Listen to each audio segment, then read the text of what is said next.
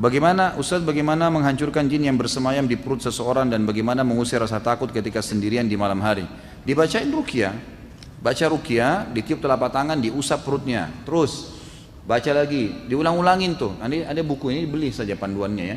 Nanti ditiupkan ke perut supaya diniatkan menghancurkan. Kemudian kalau orang sudah masuk sihir ke badannya dan ada syaitan karena pernah disihir atau pernah dia belajar, maka memang ini butuh beberapa metode ruqyah. Di antaranya dia sering mengusap tubuhnya dengan meruqyah telapak tangannya sendiri, mengusap, meniupkan. Kemudian juga yang kedua dia meminum air yang dia minum misalnya, gitu kan? Itu memang dia tiupkan ke air tersebut lalu dia minum. Boleh juga menggunakan minyak haba sauda, ya, minyak zaitun. Ada jenis minyak zaitun yang sifatnya dikonsumsi di luar, kalau tidak salah yang tulisannya Fomes. Zaitun Fomes itu memang untuk konsumsi luar saja, untuk kulit, perawatan kulit. Tapi ada yang virgin, zaitun virgin itu memang bisa untuk dikonsumsi, untuk diminum. Itu bagus juga ya.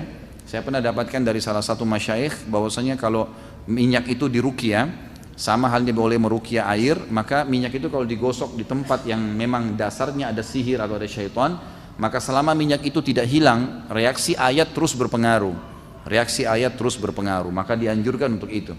Saya kemarin Ramadan sempat umroh alhamdulillah dan ketemu dengan salah satu guru saya, Dr. Amin Fallata. Beliau guru besar Al-Quran di Mekah, di Ummul Qura, dan saya sempat berbicara tentang masalah ruqyah dengan beliau dan beliau sempat menambahkan pengetahuan buat saya, gitu kan. Salah satunya adalah kalau orang kesurupan atau kena sihir, maka cara efektif untuk mengetahui dia disihir oleh siapa, biasanya karena dia terzalimi, Allah memberikan dia feeling kalau ada orang yang menyihirnya. Kalau misalnya ditanya, kira-kira menurut kamu siapa yang menyihir, lalu disebutkan namanya si fulan misalnya, maka boleh seseorang peruqyah mengucapkan di kuping dia, sihirnya si fulan, sebut nama orang itu, saya minta kepada Allah agar dibatalkan, lalu membaca salah satu ayat ruqyah tentang perkataan Nabi Musa alaihissalam, majitum bihis sihru innallaha sayubtilu, ya, apa yang kalian lakukan adalah sihir, pasti Allah akan membatalkan. Diulang-ulangin, beliau mengatakan ayat itu diulang-ulangin. Pada saat dia terasa ada reaksi, berarti betul orang itu yang menyihirnya, gitu kan. Tinggal sering berdoa kepada Allah agar orang itu diberikan hidayah atau Allah SWT hukum dia, gitu kan, hukum dia.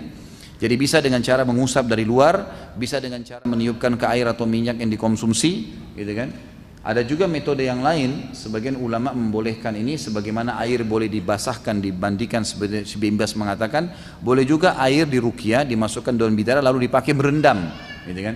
Kalau sudah terlalu besar sihir di tubuhnya, maka dia berendam di alam air yang sudah diruqyah itu, gitu kan. Itu juga termasuk. Jadi sering kali terjadi teman-teman peruqyah berbagi dengan saya, kalau air itu walaupun dingin, kalau sudah diruqyah, bagi orang yang kena sihir air itu panas, air itu panas, gitu kan, dia rasa panas sekali. Tapi memang dia harus kalau mau sembuh masuk ke dalam situ, jadi itu insya Allah akan membakar setan-setan yang ada di badannya.